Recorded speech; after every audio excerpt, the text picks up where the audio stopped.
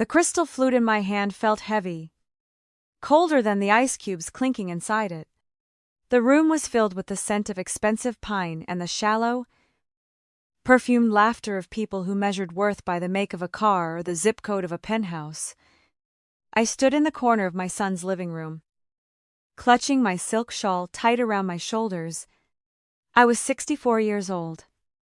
And for the first time in my life, I felt like a stranger in my own bloodline. Mother. Darling. Matthew's voice cut through the jazz music. Amplified by the microphone, he jokingly picked up for a toast. He stood center stage, his arm draped possessively around Audrey. She was dressed in something sequined that cost more than my first car. I think it is time we address the elephant in the room. The guest turned. A hush fell over the room. I felt the heat rise in my cheeks, a prickling sensation of shame that I hadn't felt in decades. We love having you here, Matthew continued, his smile thin and brittle. But let's be honest. This penthouse has a certain minimalist aesthetic. And your constant presence? Your outdated sensibilities. They just don't fit the vibe of our lives. So, starting January 1st, if you want to stay in the city, you'll need to start paying market rent. Otherwise, I'm afraid you'll have to find accommodations elsewhere. We need space for our lifestyle, not memories of the past. The room erupted in polite, nervous laughter. I saw a few guests glance at me with pity, others with amusement. My heart didn't break. It solidified. It turned into a dense, cold stone. I looked at Matthew, the boy I had raised to be kind, the boy I had protected from the ruthless reality of the business world. And I saw only a stranger. I understand, Matthew, I said. My voice was steady, clearer than I expected. I'll make sure to settle everything by the morning. I didn't argue. I didn't cry. I simply set my glass on the side table and walked out. The elevator ride down to the lobby felt like an eternity. But as the brass doors slid open to the crisp New York winter air, I felt a strange sense of liberation. My husband, Anthony, had built Vega Properties on the principles of sweat, ethics, and a refusal to cut corners. When he passed, the empire fell to me. I had kept the company's ownership shielded, managing it through a shell trust, living a modest life in a brownstone that I paid off years ago, while allowing Matthew to believe he was making his way on his own. Supported by what he thought were corporate grants from his father's old contacts, I had lied to him. I had told him the wealth was gone, that we were just middle-class survivors. I did it because I wanted him to work. I wanted him to have the grit that Anthony had. But I had failed. I had created a vacuum of privilege, and Matthew had filled it with entitlement. He thought he was a self-made genius, an architect of his own destiny, when in reality, he was a gilded child playing with blocks I had provided. The next morning, the silence in my house was absolute. I picked up my phone and dialed the firm's legal counsel. The instructions were brief and emotionless. I needed the lease on the penthouse terminated. I needed the corporate cards linked to the secondary trust closed. I needed his car, which was leased under the company's fleet account, returned to the dealership by noon. I didn't feel malicious. I felt like a surgeon removing a gangrenous limb. If he wanted to be an architect of his own destiny, he finally had the blank canvas to start from scratch. By noon, the phone started ringing. It was Matthew. I didn't answer. I sent him a text. It was a single sentence. You asked for space for your lifestyle. Matthew, you now have the entirety of it. Then came the frantic voicemail from Audrey. She wasn't asking about my health or my well-being. She was screaming about bank accounts being frozen, About credit cards being declined at a luxury boutique. About the humiliation of the car being towed from the driveway. "You selfish old woman!" she shrieked in the recording. "Do you have any idea what you've done? We have contracts. Commitments. You can't just pull the rug out from under us." I listened to it once, then deleted it. The irony was suffocating. She wanted to play the part of the wealthy wife, but as soon as the money evaporated, her loyalty went with it. Within 3 days, the divorce papers were filed. Matthew was left with nothing but his architectural degree and his arrogance. He tried to find me. Of course. He showed up at the brownstone, pounding on the door until his knuckles were raw. I watched from the window on the second floor, sipping herbal tea. He looked tired. His expensive suit was wrinkled, his hair unkempt. He looked like the man he could have been years ago if I hadn't cushioned every fall. I didn't open the door. I knew that if I did, the cycle would repeat. He would apologize. He would manipulate me. And he would return to the penthouse to pretend he was a titan of industry. I had to let him reach the bottom. Weeks turned into months. I kept a distant watch. Not through prying, but through the routine reports from my property managers. Matthew had moved to a cramped, drafty apartment in Queens. He was working at a construction site, hauling lumber and laying brick. It was grueling, physical, and brutal work. I visited the site once, anonymously, wearing a scarf pulled low over my face. I stood across the street, watching him. He was covered in drywall dust, his hands blistered and stained. He was arguing with a foreman, not with the entitled bluster of the architect he once was, but with the frustration of someone who finally understood how things were built. He wasn't talking about design aesthetics anymore. He was talking about load, bearing walls, and structural integrity.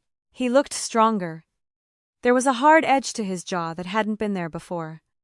He wasn't the man I raised, but he was becoming the man I had hoped he would be. The summer brought the heat, and with it, a proposal on my desk.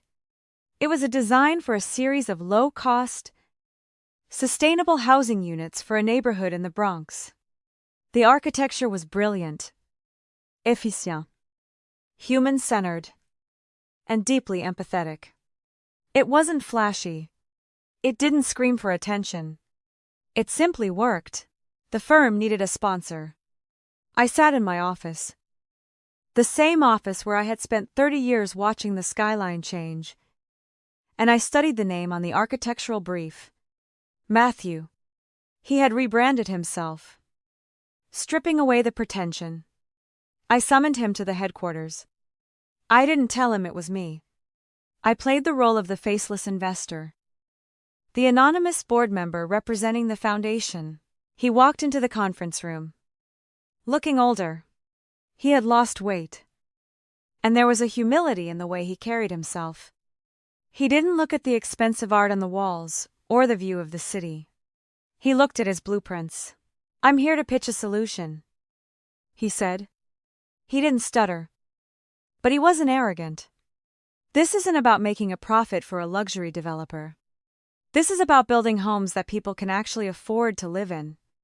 It's built on the principle that the structure must serve the occupant, not the ego of the designer." I listened to him for an hour.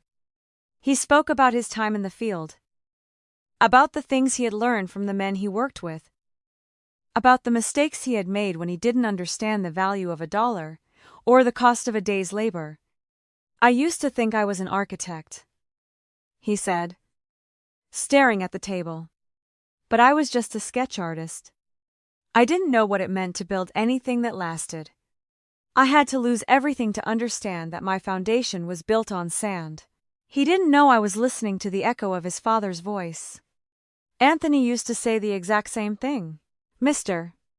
Vega," I said, my voice projecting across the table. He stiffened at the name. "We are willing to fund this project," We are willing to provide the capital, the land, and the resources. But I want to be clear. This isn't a gift. This is a business contract. You deliver on time. You manage the budget to the penny. And you do not cut a single corner. If you fail, we will pull the funding. And you will be held legally liable for the loss. He looked up at me. His eyes were tired but clear. I understand. I won't let you down. I can't afford to. The project was a success. It wasn't just a win for the community, it was a transformation for him. Over the next 2 years, I watched from the sidelines as he built more. He became a respected name in sustainable urban development. He never asked for a handout. He never asked for a favor. He became a man who took pride in the work itself, not the status it brought him. One afternoon, I invited him to the brownstone for dinner. He walked in, looking nervous. The house was quiet, the same as it had always been. I stood in the kitchen, preparing a meal the way I had when he was a boy. Before the money, before the penthouse, before the arrogance. He looked around the room, taking in the faded curtains and the scratched table. I remember this table, he said softly. You should, I replied, setting a plate in front of him. You carved your initials into the bottom of it when you were 7. He sat down, and for a long time, we didn't speak. He ate the food with a gratitude that felt raw and real. Finally, he looked at me. I spent so many years hating you for what you did, for taking everything away. I thought you were cruel. I didn't answer. I just passed him the bread. But when I was working that site in Queens, he continued, his voice trembling slightly, I realized something. You didn't take anything away. You just stopped giving me things I hadn't earned. You gave me my life back. You gave me the chance to actually live it, instead of just consuming it. I looked at him. Really looked at him. The boy who demanded rent was gone. The man sitting across from me was someone I finally recognized. He was honest. He was humble. He was capable. I didn't do it to hurt you, Matthew, I said gently. I did it because I loved you too much to let you become a ghost of a human being. I had to let you fall so you could learn how to stand. He reached across the table and took my hand. His skin was rough, calloused from the labor he had embraced. It was the hand of a man who knew the value of the ground beneath his feet. I have a project coming up, he said, smiling. It's not for profit. It's for a community center in the old neighborhood. I was wondering if you'd like to take a look at the plans? I'd love to, I said. The city outside the window was changing. The skyline was vast, filled with glass and steel. But inside this small house, the only thing that mattered was the quiet understanding between a mother and her son. The legacy wasn't in the billions. It wasn't in the real estate portfolio or the corporate empire. It was in the person sitting across from me.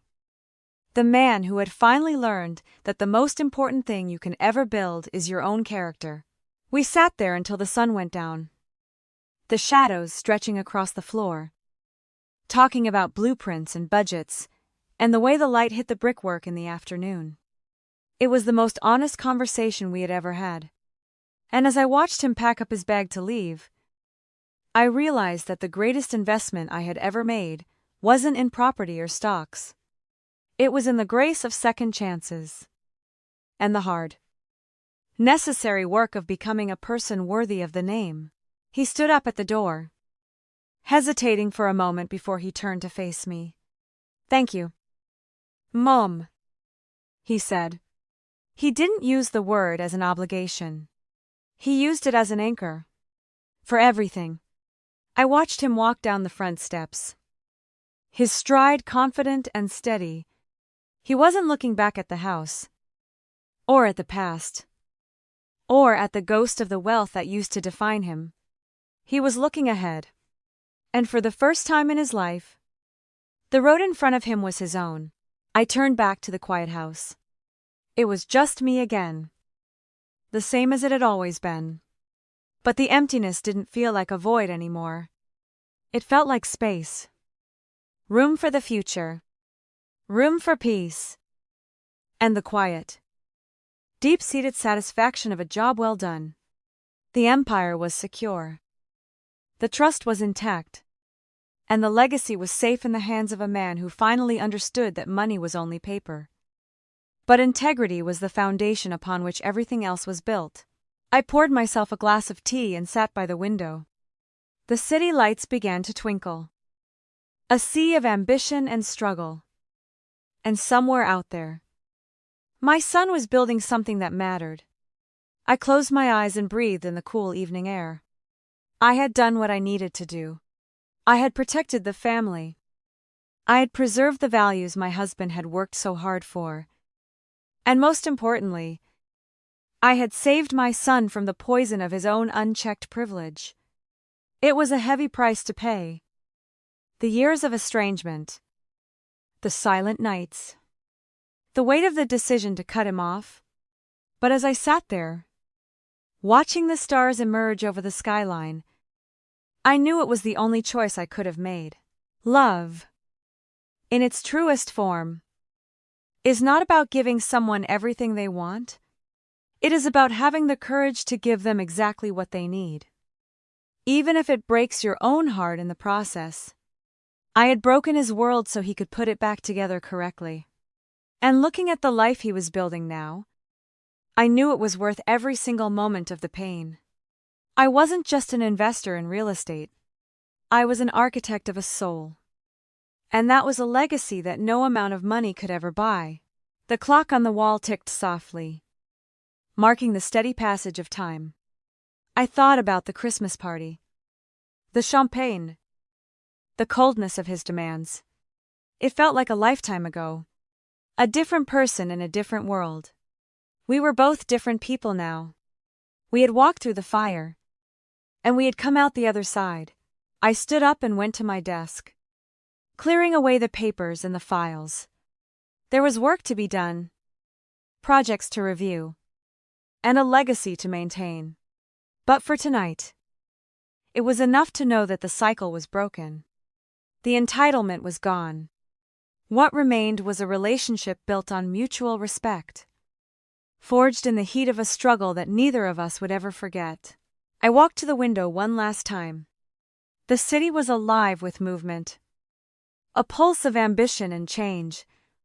Somewhere down there, Matthew was working, building something that would stand long after we were both gone.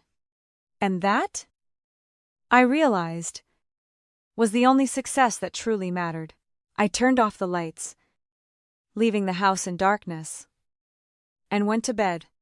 For the first time in years, the silence didn't feel heavy.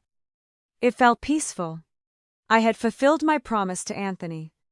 I had raised a man who understood the worth of his own two hands. And in the quiet of the night, I allowed myself a small, rare smile of genuine contentment. Everything was as it should be. The foundation was solid. The structure was sound. And the future was finally, truly, in good hands. The morning would bring new challenges, new decisions, and new blueprints to review. But that was for tomorrow. Tonight, I could rest. I had done my part. The rest was up to him. And for the first time in my life, I wasn't afraid of the outcome. I trusted him. Not because of who he was born as, but because of who he had fought to become. That was the real victory. That was the real legacy. Everything else was just noise. And as I drifted off to sleep, I knew that even in the toughest of times, love would always find a way to rebuild. Stronger and more resilient than before. It was a long journey from that Christmas party to this moment of stillness. But every step had been necessary. I had watched him trade his vanity for grit, his greed for purpose, and his arrogance for humility. He was not the boy who threw me out. He was the man who had built himself a foundation of stone. And that is what I had wanted all along. The story of our family was not one of wealth, but of the things that truly defined us, the quiet, persistent choices that shaped who we were when no one was watching. And tonight, as the city hummed with its endless energy, I knew the foundation was secure. And that was all that ever truly mattered. The legacy of Vega Properties would continue. Not just as a name on a building, but as a commitment to the world we lived in. One brick, one project, and one life at a time. The rest was just the passage of time, the turning of the seasons, and the beautiful, complex, and sometimes heartbreaking journey of a mother and her son finding their way back to each other. Not through the money that had once separated us, but through the hard-earned respect that had finally brought us together. And in that, I found a peace that money could never provide. The silence in the house was no longer empty. It was filled with the weight of accomplishment and the quiet promise of a future that we had finally earned. I closed my eyes, listening to the soft rustle of the wind outside, and I felt nothing but a deep, overwhelming sense of gratitude. For the struggle, for the lessons, and for the boy who had become a man. I was grateful, and that was enough. It was more than enough. It was everything.